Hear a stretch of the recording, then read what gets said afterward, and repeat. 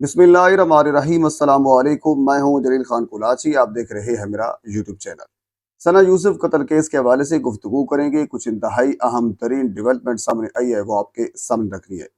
एक तो जो उमर हयात मुबैना तौर पर कातिल है, उनके वालिद का पहली मरतबा इंटरव्यू मंजर आम पर आया है, क्योंकि इससे पहले उनके वालिद का, उनकी वालदा का, उनके किसी रिश्तेदार का, उनके बहन भाइयों में से किसी एक का कोई बंदा भी मंजर आम पर नहीं आया था, जिसकी वजह से लोग मुख्तलिफ सवालात भी उठा रहे थे। और लोगों का ये राइट है, सवालात ये बनते भी थे कि आप एक साइड का नैरेटिव क्यों सामने रख रहे हैं कि लड़की लड़की कत्ल हो गई, लड़की कत्ल हो गई।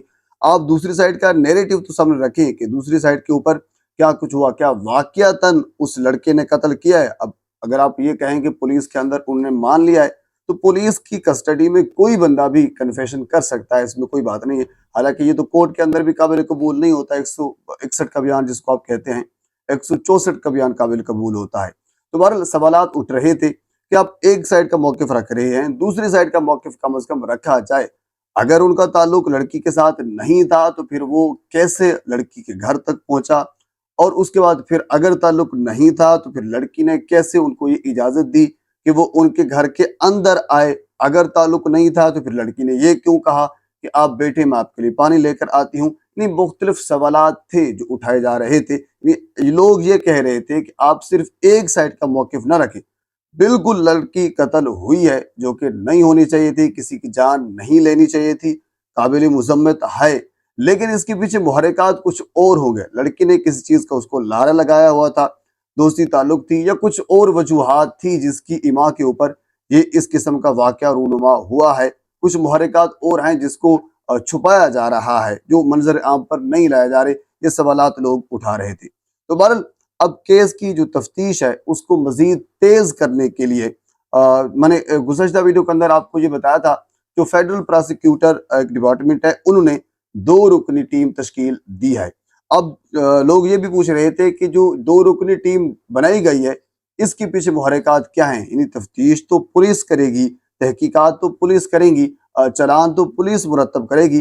फिर ये 2 रुकनी जो फेडरल प्रोसिक्यूशन डिपार्टमेंट है, उनकी जानब से बनाई गई है ये टीम, इसका मतलब क्या है।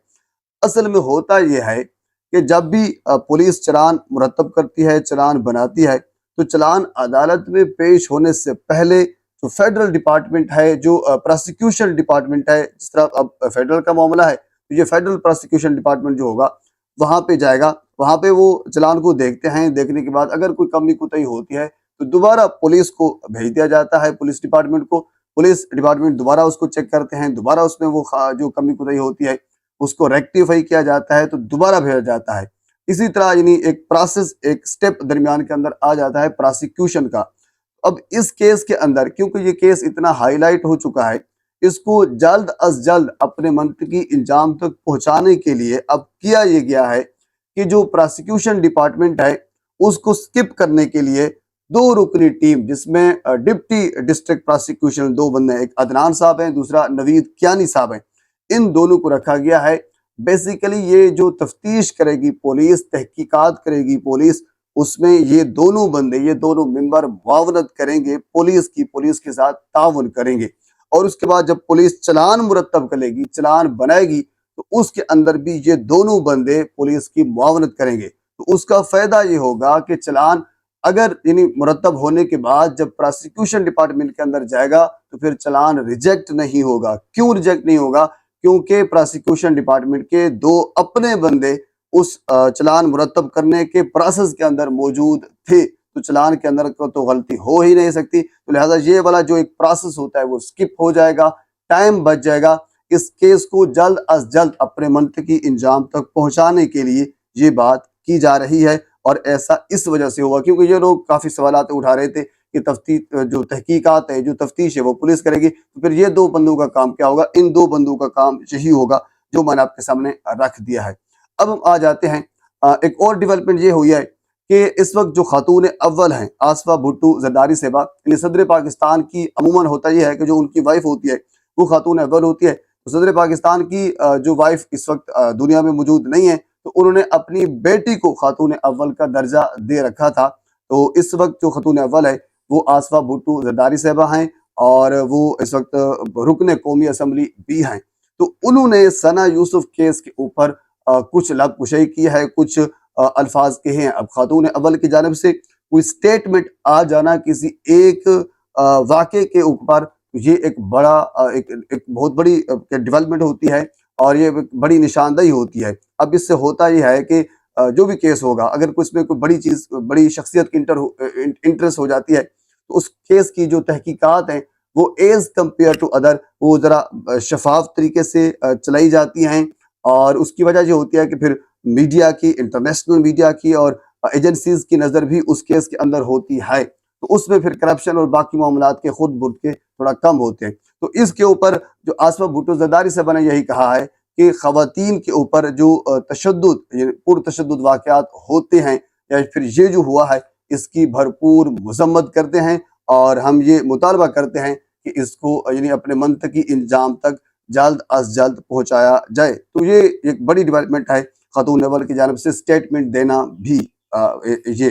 اور اب ہم چلتے ہیں ان کے والد کی جانب سے، جو عمر حیات ایک لڑکا ہے جس کا تعلق فیصل آباد سے ہے، 22 سالہ وہ لڑکا تھا. اب ان کے والد کا پہلی مرتبہ ایک سوشل میڈیا ایکٹیوسٹ کی جانب سے انٹرویو سامنے آیا ہے.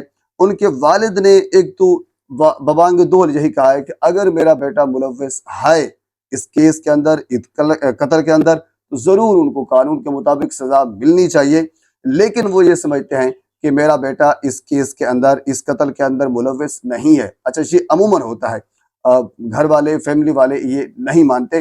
ہو سکتا ہے اس کی اپنی ایکٹیویٹی ہو، وہ کچھ کام کر رہا ہو، گھر والوں کو پتہ نہ ہو، والد کو پتہ نہ ہو، کہ ان کی بات درست بھی ہو سکتی ہے والد کی، کہ اس کو پتہ نہ ہو کہ ان کا بیٹا کیا کر رہا ہے.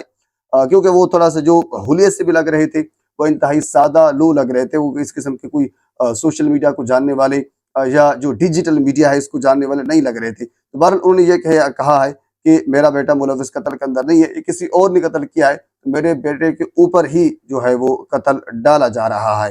تو باقی سی سی ٹی وی فوٹیج کے حوالے سے بھی انہوں نے یہ کہا ہے کہ میں نے بالکل سی سی ٹی وی فوٹیج دیکھی ہے، لیکن وہ آنے جانے کی سی سی ٹی وی فوٹیج ہے، قتل کرنے کی سی سی ٹی وی یا باقی معاملات کی سی سی ٹی وی فوٹیج میں نے نہیں دیکھی. حالانکہ ایون کہ وہ فوٹیج تو ہم نے بھی نہیں دیکھی.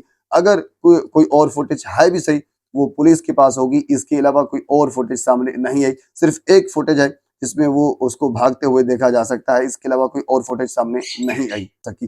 جبکہ اس کے علاوہ کچھ پولیس ذرائع سے ہماری بات ہوئی ہے، انہوں نے، یعنی پولیس ذرائع نے اس چیز کی تصدیق کی ہے کہ بالکل ٹھوس شواہد عمر حیات کے خلاف مل چکے ہیں. یعنی ایسا کچھ نہیں ہے کہ شک کی بنیاد کے اوپر یا اس قسم کے معاملات کو دیکھتے ہوئے، معاملے کی سنگینی کو دیکھتے ہوئے بندے کو گرفتار کیا گیا اور اس کے اوپر یہ ڈال دیا گیا. ایسا نہیں ہے. ٹھوس شواہد پولیس ذرائع اس چیز کی تصدیق کر رہے ہیں کہ مل چکے ہیں کہ مبینہ طور پر جس کے اوپر الزام ہے قتل کا، انہوں نے ہی کیا ہے. تو بہرحال 14 روزہ جو جوڈیشل ریمانڈ تھا، وہ عدالت نے، جو ڈسٹرکٹ اینڈ سیشن کورٹ ہے اسلام آباد کی، انہوں نے لیا تھا. اب 18 تاریخ تک یہ جوڈیشل ریمانڈ کے اوپر ہے.